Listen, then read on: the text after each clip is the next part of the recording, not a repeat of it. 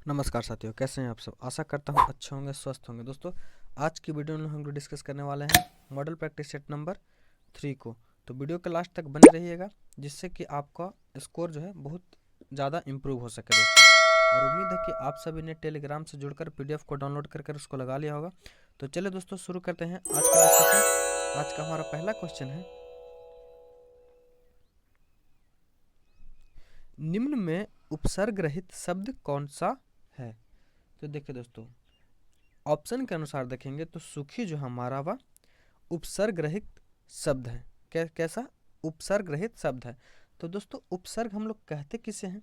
तो उपसर्ग जो हम दोस्तों उसे कहते हैं जो शब्द के पहले लगकर शब्द का अर्थ बदल देता है, उसे उपसर्ग कहते हैं। जैसे इसमें दोस्तों आ उपसर्ग लगा है, इसमें उप उपसर्ग लगा है, एवं ऑप्शन नंबर डी में निस उपसर्ग लगा है। तो ऑप्शन नंबर ए जो हमारा वह सही है दोस्तों। अगला है, अध्यापक शब्द में प्रत्यय है। तो अध्यापक का शब्द में जो प्रत्यय है दोस्तों, वो इका प्रत्यय है। क्या इका। ऑप्शन नंबर डी हमारा सही हो जाएगा। प्रत्यय किसे कहते हैं दोस्तों। तो प्रत्यय वह है जो शब्द के लास्ट में यानी अंतिम में लगकर उसका अर्थ को बदल देता है। तो अध्यापिका में जो हमारा इका प्रत्यय है दोस्तों। दोहा और चौपाई कैसे छंद है। तो दोहा और चौपाई यह जो दोस्तों मैत्रिक छंद है। कैसे मैत्रिक छंद है। अगला प्रश्न हमारा,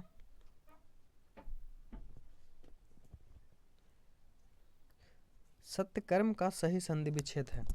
तो सत्यकर्म का जो हमारा सही संधि विच्छेद होगा दोस्तों, वह क्या सत्य प्लस कर्म, यानी ऑप्शन नंबर सी जो हमारा वह सही है दोस्तों। सत्यकर्म में कौन सी संधि है दोस्तों। तो सत्यकर्म में जो है यह हमारा व्यंजन संधि है। कौन सा संधि, व्यंजन संधि है। दही बड़ा में कौन सा समास है। तो दही बड़ा में हमारा तत्पुरुष समास है। कौन सा समास, तत्पुरुष समास है। ऑप्शन नंबर ए जो हमारा बिल्कुल सही है दोस्तों। घड़ों पानी पड़ना मुहावरे का सही अर्थ क्या है। तो घड़ों पानी पड़ना मुहावरे का सही अर्थ जो होता है वो हमारा लज्जित होना। क्या लज्जित होना होता है। उत्थान का विलोम शब्द है। तो उत्थान का जो विलोम शब्द हो जाएगा हमारा वह पतन हो जाएगा। क्या पतन। वहीं दोस्तों बात करें उन्नयन का, तो उन्नयन का जो विलोम हो जाएगा वह अवनमन हो जाएगा। क्या अवनमन हो जाएगा हमारा।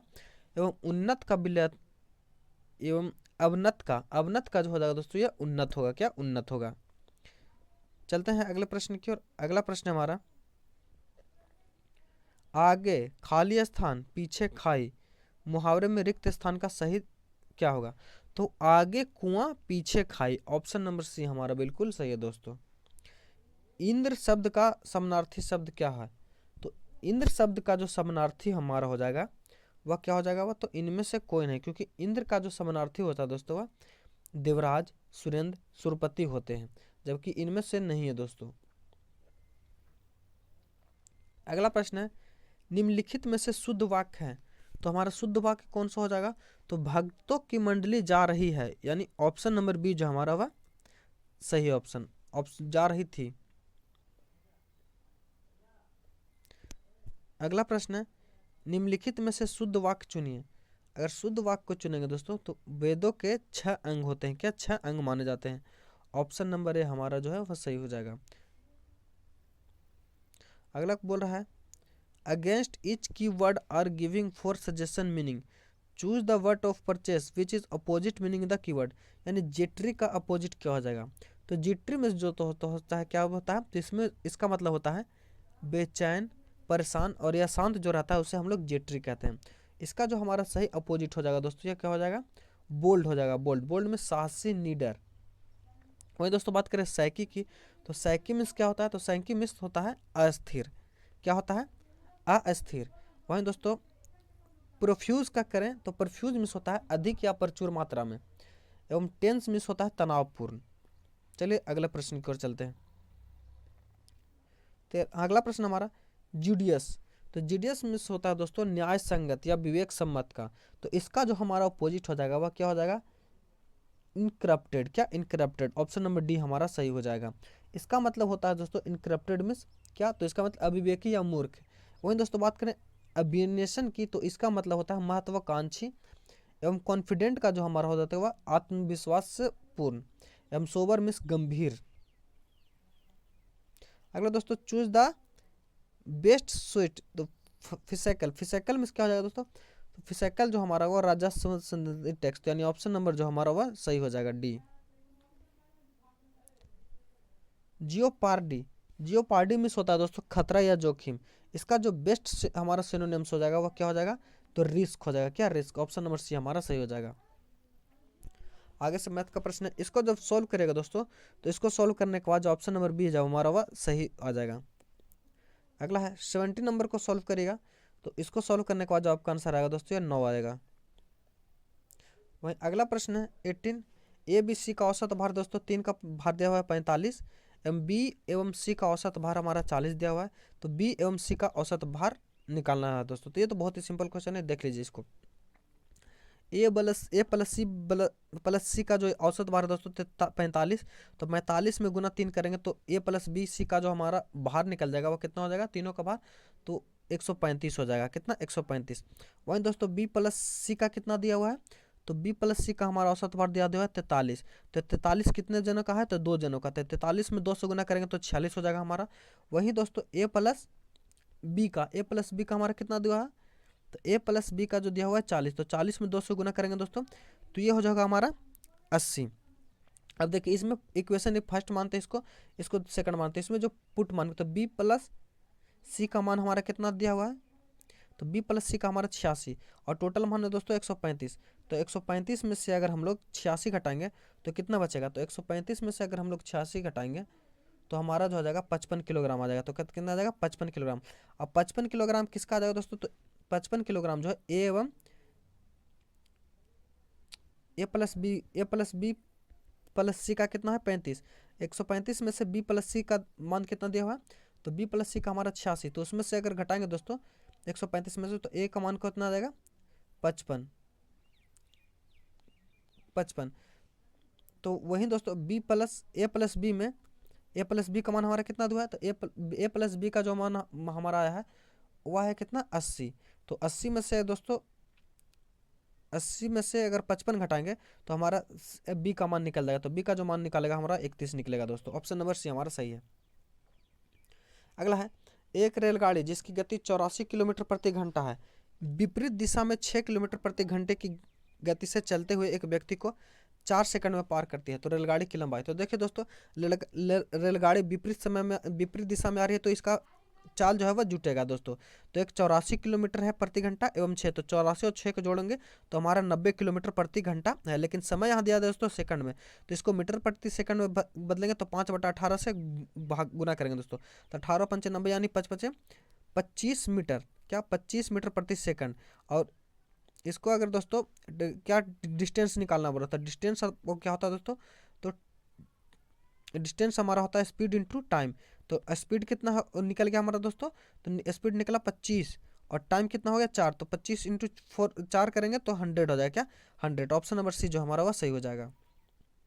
अगला है, एक संख्या का 19.6% 0.367 है, तो उस संख्या का 180% क्या होता है। एक्स का दोस्तों 196% जो है वो कितना है 0.367 है, तो इसको हम दोस्तों तो एक्स बराबर हो जाएगा हमारा 0.637 अपॉन में 1.6 और इंटू इसका 180% बोल रहा है दोस्तों। तो इसको काट पीट करेंगे, तो काट पीट करने के बाद जो हमारा आंसर आ जाएगा दोस्तों वह कितना आ जाएगा, तो हमारा 400 आ जाएगा। इसको काट पीट करेगा तो 5.85, यानी ऑप्शन नंबर बी हमारा सही हो जाएगा। अगला है, एक परीक्षा में किसी परीक्षार्थी के पास 36% अंक चाहिए, यानी पास होने के लिए 36% अंक चाहिए दोस्तों, उसमें से 30 अंक मिलते हैं तो वह 14 अंकों से फेल होता है, यानी 130 अंक उसको मिले दोस्तों। अगर 14 अंक उससे और मिल जाता तो वह कुल का कितना 36%, यानी एक्स का 36% हो जाता। तो 150 और 134 150 इसको जोड़ेंगे तो 100 हमारा 44 हो जाएगा, क्या तो 44 एक 36% बट एक्स का 36% में 44, इसको काटेंगे दोस्तों तो कितना है 4 से कटेगा, तो यानी और बटा में परसेंटेज 100, तो हमारा फुल पूर्णांक जो आ जाएगा वह 400 का आ जाएगा। इसको दोस्तों इसका एक्स वाई जेड का मान निकाल रहा है, तो अगर 2 को हम इसको हाथ से ग्रह करेंगे और इसमें 4 में 3 से गुना करें तो 4 3 12 हो जाएगा, तो यानी हमारा जेड का मान निकल जाएगा। वहीं दोस्तों 3 को अगर गुना करेंगे तो 4 दूनी 8, और वहीं दोस्तों और फिर क्या हमारा, यह हमारा हो गया कितना, 4 3 12 एवं 3 में 4 से 4 में 2 से गुना करेंगे 8, एवं 3 में 2 से गुना करेंगे तो 6, तो अगर 2 से काटेंगे दोस्तों तो 6 4 एवं 3, 6:4:3। ऑप्शन नंबर ए हमारा सही हो जाएगा। अगला प्रश्न है, एक किले में 540 आदमियों के लिए 160 दिन का राशन है। 10 दिन पश्चात उसमें 60 आदमी और शामिल हो जाते हैं, तब राशन कितना होगा। तो देखिए दोस्तों 540 आदमी हैं, 540 आदमी का कितना दिन के लिए है 160, तो 160 में से लेकिन 10 दिन पश्चात उस कितना आदमी का बचा दोस्तों, तो उसमें 540 प्लस 60 आदमी और आ गया, तो कितना दिन चलेगा। तो हमारा सिंपल सा हो जाएगा दोस्तों 540 इंटू 150 इस बराबर होगा कितना, तो 600 इंटू डी, कितना दिन चलेगा। तो देखिए दोस्तों 2 शून्य से 2 शून्य 2 जीरो इधर करेगा, 6 से काटेंगे तो हमारा कितना होगा 9 6 54 9, 15 में इंटू 9 करिएगा दोस्तों, तो 15 इंटू 9 करेंगे तो 15 35 यानी 135 दिन हमारा भोजन चलेगा। ऑप्शन नंबर ए हमारा सही हो जाएगा। इसको सॉल्व करेगा दोस्तों 24 नंबर को, तो इसको सॉल्व करने के बाद जो आपका आंसर आएगा दोस्तों वह हमारा सी सही हो जाएगा। वहीं अगला प्रश्न है, किसी राशि पर 2 वर्ष के लिए 10%, यानी हम माने 100 माने दोस्तों, इसमें पहले वर्ष पर हमारा कितना 10% लग रहा है, दूसरे परसेंट पर भी लग रहा है, तो 10 का 10% 10 हो जाएगा दोस्तों, तो इसका भी 10 हो जाएगा। और लेकिन चक्रवृद्धि ब्याज जो है दोस्तों वह ब्याज पर भी लगता है, तो 10% फिर लगेगा तो 1 हो जाएगा, तो हमारा टोटल ब्याज हो जाएगा 10 10 21 यूनिट, कितना 21 यूनिट। लेकिन कह रहा दोस्तों इसका अंतर जो है 15 है, तो इस दोनों का अंतर 21, और ब्याज पहले वर्ष पर कितना लगा 10, तो 20 लगा, पहले वर्ष पे कितना लगा 20, तो 20 में 21 गए तो 1 यूनिट का मान आ गया दोस्तों 15। तो कितना पूछ रहा है दोस्तों, 1 यूनिट का मान आया 15, तो 2 वर्ष का चक्रवृद्धि ब्याज, तो जो 2 वर्ष का 21 गुने 15 करेंगे दोस्तों, तो 15 इंटू 21 करेंगे तो हमारा 315 आ जाएगा, कितना 315 आ जाएगा। ऑप्शन नंबर डी हमारा सही हो जाएगा। अगला प्रश्न है, यूनानी राजदूत मेगास्थनीज किसके दरबार में भारत आया था। तो देखिए दोस्तों यूनानी ये राजदूत मेगास्थनीज जो थे वह चंद्रगुप्त मौर्य के दरबार में, किसके चंद्रगुप्त मौर्य के दरबार में भारत आया था। ऑप्शन नंबर सी जो हमारा वह सही हो जाएगा। और मेगास्थनीज जो था दोस्तों वह सेल्यूकस निकेटर का राजदूत था, किसका सेल्यूकस निकेटर का राजदूत था। ऑप्शन नंबर सी हमारा सही हो जाएगा। अगला है, निम्नांकित में से बौद्ध धर्म किसके हिदायत करता है। तो बौद्ध धर्म जो है दोस्तों वह मध्यम मार्ग का, किसका मध्यम मार्ग का हिदायत करता है। अगला प्रश्न हमारा, चगताई तुर्क शासन भारत में किस नाम से जाना जाता है। तो चगताई तुर्क भारत में जो मुगल नाम से जाना जाता है, किससे मुगल नाम से। ऑप्शन नंबर सी जो हमारा वह सही हो जाएगा। मुगल साम्राज्य की बात करें दोस्तों तो मुगल साम्राज्य का जो वंश का जो संस्थापक था वो बाबर था, क्या बाबर था। वहीं दोस्तों मुगल जो तैमूर लंग के वंशज थे, किसके तैमूर लंग के वंशज थे। अगला प्रश्न हमारा, मिर्जा गालिब किस सम्राट के समय थे। तो मिर्जा गालिब जो है दोस्तों किसके बहादुर शाह द्वितीय के समय थे, किसके बहादुर शाह द्वितीय के समय।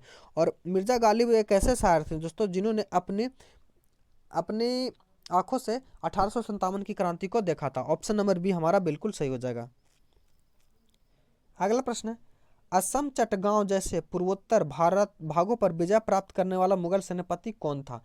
तो असम चटगांव जैसे पूर्वोत्तर भागों पर विजय प्राप्त करने वाला जो सेनापति था वह मीर जुमला था। कौन, मीर जुमला। ऑप्शन नंबर बी हमारा बिल्कुल सही हो दोस्तों का। मीर जुमला जो दोस्तों यह गोलकुंडा का प्रधानमंत्री था, कहाँ का, गोलकुंडा का प्रधानमंत्री था।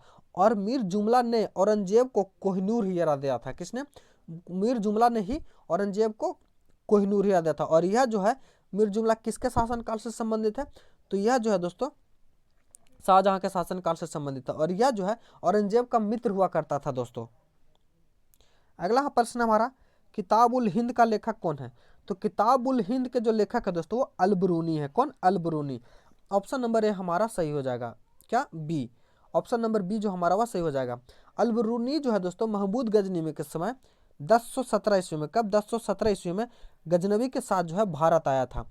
और अल-बरूनी ने ही भारत के विस्तार के रूप में भारत में 10 वर्ष तक रहा। और उसके बाद जो है उन्होंने जो है किसकी किताबुल हिंद की रचना की। बात करें दोस्तों अमीर खुसरो, जिसे जो है इन्हें जो है अमीर खुसरो जो है दोस्तों इन्हें तोता कहता है। क्या अमीर खुसरो को ही जो है तोता कहा जाता है। और यह जो है किसके दरबार में राज कवि थे, तो यह जो है अलाउद्दीन खिलजी के राज कवि थे। ऑप्शन नंबर बी जो हमारा सही आंसर हो जाएगा दोस्तों। अगला है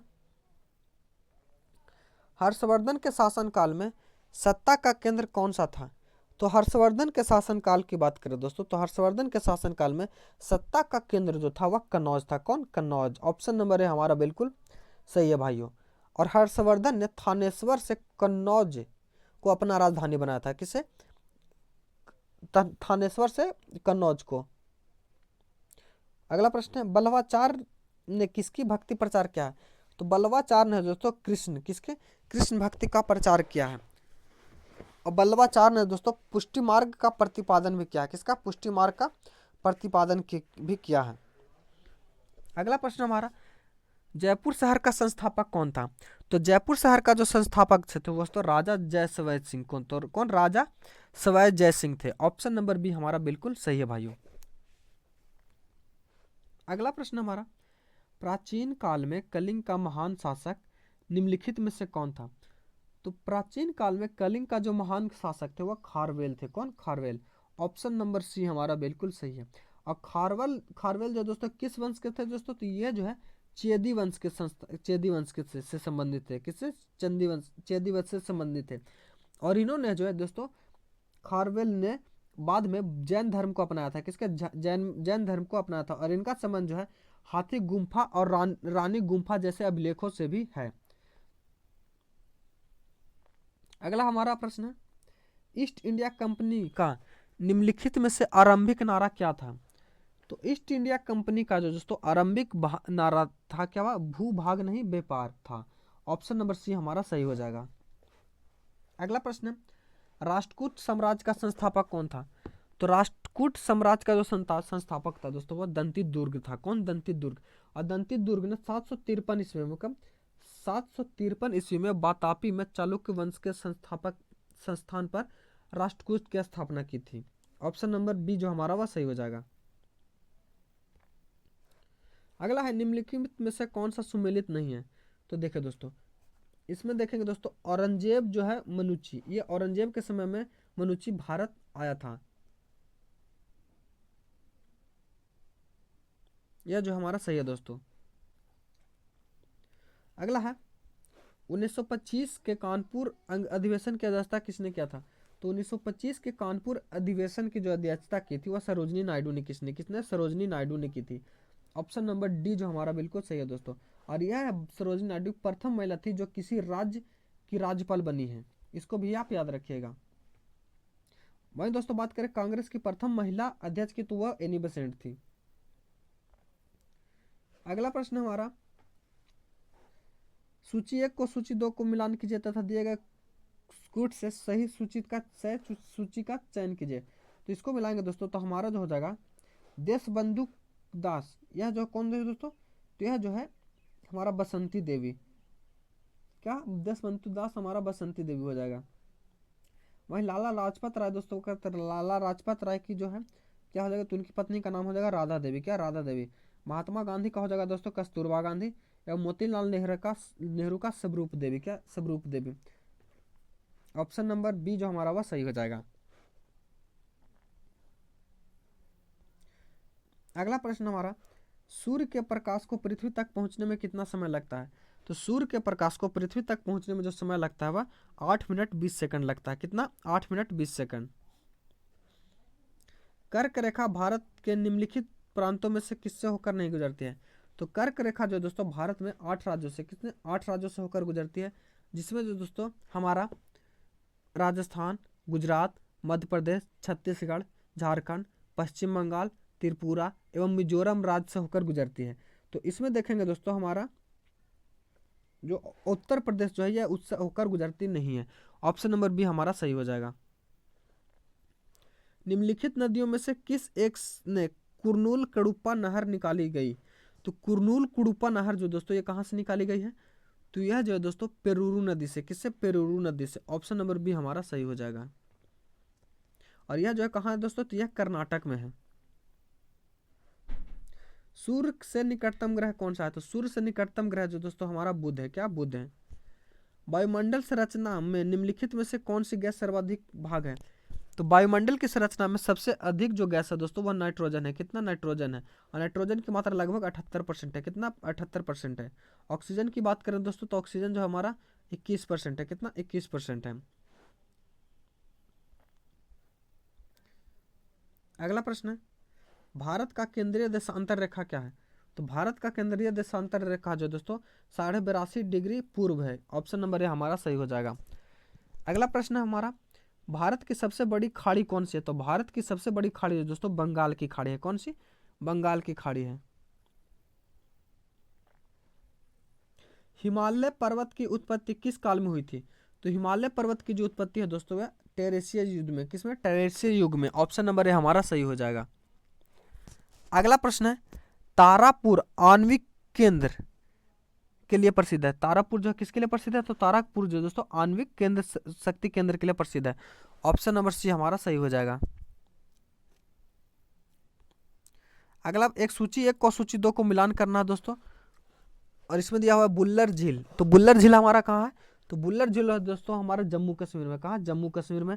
वहीं दोस्तों लोनार झील कहाँ की बात करें तो लोनार झील जो हमारा महाराष्ट्र में है। कहाँ? महाराष्ट्र में। एवं पुलिकट तमिलनाडु में है। एवं लोकटक झील जो दोस्तों मणिपुर में। तो ऑप्शन के अनुसार देखेंगे तो एक का जो हमारा हो जाएगा 2, एक का 2 और 2 का हो जाएगा हमारा 4, 2 का 4, 2 का 4 और 3 का हो जाएगा 3। तो 2 4 3 1, 2 4 3 1 दोस्तों। तो 2 4 3 1 हमारा ऑप्शन नंबर डी हो जाएगा। अगला प्रश्न है, वायुमंडल की सबसे निचली परत है। तो वायुमंडल की सबसे निचली परत कौन सी है? तो यह जो है क्षोभ मंडल है। कौन? क्षोभ मंडल। ऑप्शन नंबर सी हमारा सही हो जाएगा। निम्न वायुदाब केंद्र कहलाता है क्या? तो निम्न वायुदाब केंद्र जो कहलाता है वो हमारा क्या कहलाता है? तो चक्रवात कहलाता है। कैरेबियन सागर में उत्पन्न होने वाला तूफान को क्या कहते हैं?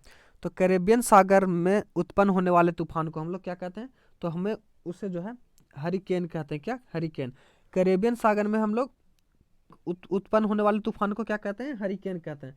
और टाइफून किसे कहते हैं दोस्तों? तो टाइफून जो दोस्तों ये प्रशांत महासागर में होता है। किसमें? प्रशांत तथा चीन में होता है। चीनुक जो दोस्तों ये हमारा अमेरिका में। कहा? अमेरिका में होता है। अगला है, डोल ड्रम किन अक्षांश रेखाओं के मध्य है? तो डोल ड्रम जो है दोस्तों यह 5 डिग्री उत्तर व दक्षिण 5 डिग्री दक्षिण से। ऑप्शन नंबर सी हमारा सही हो जाएगा। फेरल का नियम संबंधित है किससे? तो फेरल का नियम जो है दोस्तों यह वायु संचार से संबंधित है। किससे? वायु संचार से। अगला प्रश्न हमारा, भारत में न्यायिक पुनर्निरीक्षण की संकल्पना किस देश के संविधान से ली गई है? तो न्यायिक पुनर्निरीक्षण की जो संकल्पना है दोस्तों यह संयुक्त राष्ट्र अमेरिका से ली गई। ऑप्शन नंबर बी हमारा सही हो जाएगा। अगला प्रश्न है, निम्नलिखित में से किसका उल्लेख नीति निर्देशक तत्व के रूप में नहीं हुआ है? तो नीति निर्देशक तत्व के रूप में जो दोस्तों हमारा भारत की संप्रभुता एवं अखंडता की रक्षा नहीं हुआ दोस्तों। अगला प्रश्न है, भारत के राष्ट्रपति के चुनाव में निम्नलिखित में से किसका विधान नहीं है? तो भारत के राष्ट्रपति के चुनाव में दोस्तों सभी मतों का समान मूल्य है जो इसका विधान नहीं है। अगला प्रश्न है हमारा, द्वैध शासन का प्रावधान किस एक्ट में किया गया है?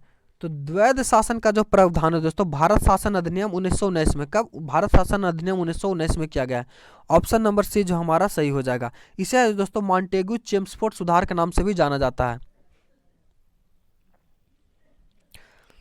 संविधान सभा के संविधान का निर्माण कब पूरा किया गया था? तो संविधान सभा ने संविधान का जो निर्माण का जो कार्य है दोस्तों वह 26 नवंबर 1949 को पूरा किया था। ऑप्शन नंबर डी जो हमारा वह सही हो जाएगा। पंचायतों की सुदूर विषयों की सूची क्या है?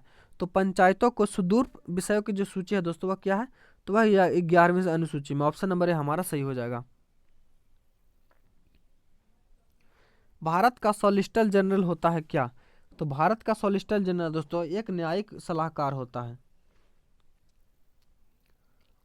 अगला प्रश्न हमारा, वित्त आयोग की नियुक्ति कौन करता है? तो वित्त आयोग की जो नियुक्ति है वो किसके द्वारा की जाती है?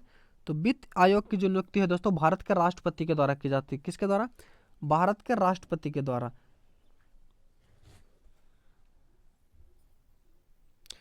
भाषाई आधार पर कौन सा राज्य सर्वप्रथम बना? तो भाषाई आधार पर सर्वप्रथम जो राज्य बनने वाला है दोस्तों वो आंध्र प्रदेश है। कौन? Andhra Pradesh. Option number C जो हमारा वह सही हो जाएगा। और यह जो कब बना था दोस्तों? तो 1 अक्टूबर 1953 में बना था। अगला प्रश्न हमारा, भारत में 25वां राज्य कौन सा बना है? तो भारत का जो हमारा 25वां राज्य है दोस्तों वह गोवा है। गोवा। और गोवा का जो 25वां राज्य कब बना था दोस्तों? यह 1987 में बना था। कब? 1987 में। अगला प्रश्न है, भारतीय संविधान में मौलिक कर्तव्य को सम्मिलित किया गया है। तो भारतीय संविधान में मौलिक कर्तव्य को जो सम्मिलित किया गया है वो किस में किया गया दोस्तों? तो 42वें संशोधन द्वारा। ऑप्शन नंबर बी हमारा सही हो जाएगा। कोई व्यक्ति भारतीय नागरिक नहीं होगा यदि वह जो दोस्तों स्वेच्छा से दूसरे देश की नागरिकता ग्रहण कर चुका हो। ऑप्शन नंबर सी हमारा सही हो जाएगा। अगला प्रश्न है, नागरिक समता का आशय क्या है? तो नागरिक समता का जो आशय है दोस्तों कानून के समक्ष समानता। ऑप्शन नंबर ए हमारा सही हो जाएगा। अगला प्रश्न हमारा, भारतीय नागरिकों के मौलिक अधिकारों पर निम्न में से कौन सा विवेक संगत प्रतिबंध लगा सकता है? तो वह जो कौन लगा सकता है दोस्तों? तो वह जो लगा सकता है संसद लगा सकता है। ऑप्शन नंबर बी हमारा सही हो जाएगा। अगला प्रश्न है, भारत के उपराष्ट्रपति निर्वाचित होते हैं। तो भारत के उपराष्ट्रपति जो है दोस्तों संसद के दोनों सदनों द्वारा निर्वाचित होते हैं। ऑप्शन नंबर सी हमारा सही हो जाएगा। अगला प्रश्न है, किस तापक्रम पर सेल्सियस एवं फ़ारेनहाइट के मान समान होते हैं? तो -40 डिग्री सेल्सियस पर, -40 डिग्री सेल्सियस पर दोस्तों सेल्सियस और फ़ारेनहाइट जो दोस्तों वह समान होते हैं। ऑप्शन नंबर सी हमारा सही हो जाएगा।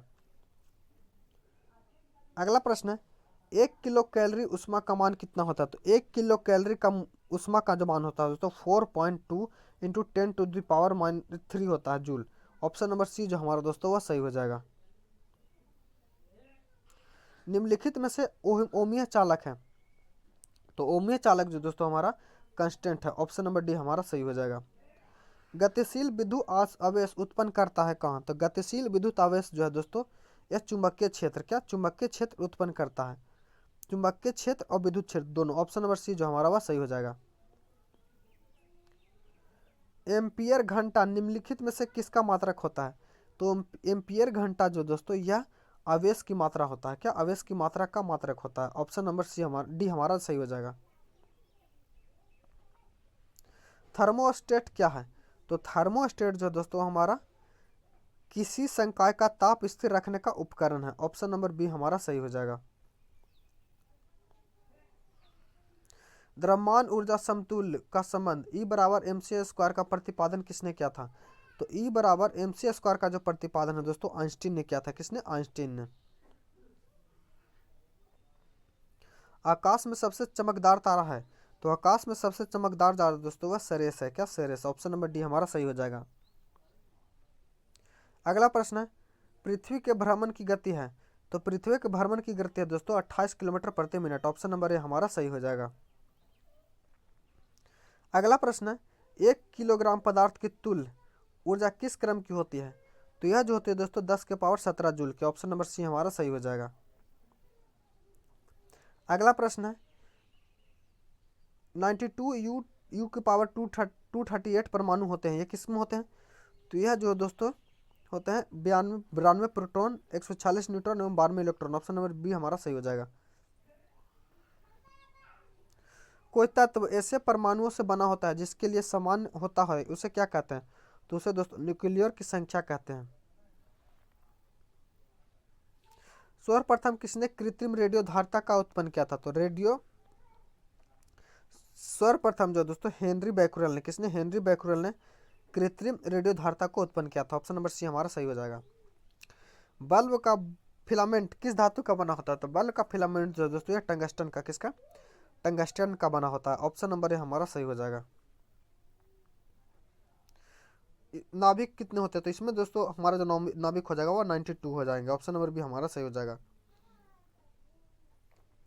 सूर्य की असीमित ऊर्जा का स्रोत है, तो सूर्य की असीमित ऊर्जा का स्रोत जो है दोस्तों वह नाभिकीय संलयन है। क्या? नाभिकीय संलयन। ऑप्शन नंबर बी हमारा सही हो जाएगा।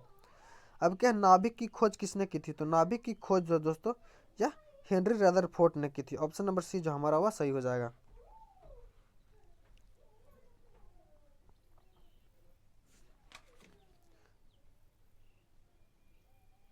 अगला प्रश्न, वह गैस जो नोबेल गैस कहलाती है वो कौन है, तो नोबेल गैस जो हमारी कौन सी गैस कौन कहलाता है दोस्तों, तो नोबेल गैस जो हमारा वह हीलियम कहलाता है। ऑप्शन नंबर डी हमारा सही हो जाएगा। हंसाने वाली गैस है, तो हंसाने वाली गैस जो है कौन है, नाइट्रस ऑक्साइड है। गोबर गैस में कौन सा अवयव सर्वाधिक पाया जाता है, तो गोबर गैस में सर्वाधिक जो अवयव पाया जाता है दोस्तों वो मीथेन पाया जाता है। कौन? मीथेन। ऑप्शन नंबर सी जो हमारा वह सही हो जाएगा। अगला प्रश्न है, डीपीटी का टीका किस रोग के रोकथाम के लिए लगाया जाता है, तो डीपीटी का टीका जो है यह डिप्थेरिया, टेटनस एवं कुकुर खांसी तीनों के लिए लगाया जाता है। ऑप्शन नंबर डी हमारा सही हो जाएगा। निम्नलिखित में से विषाणु जनित रोग कौन सा है, तो विषाणु जनित रोग जो हमारा वह क्या हो जाएगा, तो एड्स हो जाएगा। कैरोटेड लेवनिथ का कार्य होता है, तो इसका कार्य क्या होता है दोस्तों, तो इसका कार्य होता है उपयुक्त में से कोई नहीं, तो ऑप्शन इसका जो कार्य होता है दोस्तों मेंढक के रक्त दाब को नियंत्रण करना, तो इसीलिए दोस्तों ऑप्शन नंबर डी जो हमारा वह सही हो जाएगा। अगला है, अमीवा गति करता है, तो अमीवा गति करता है दोस्तों ये किसके द्वारा, तो यह जो होता है कुटपात द्वारा। ऑप्शन नंबर ए हमारा सही हो जाएगा। रेगिस्तान में वन रोपण में बाधा है, तो रेगिस्तान में वन रोपण में जो दो बाधा है दोस्तों वो कम वर्षा के कारण।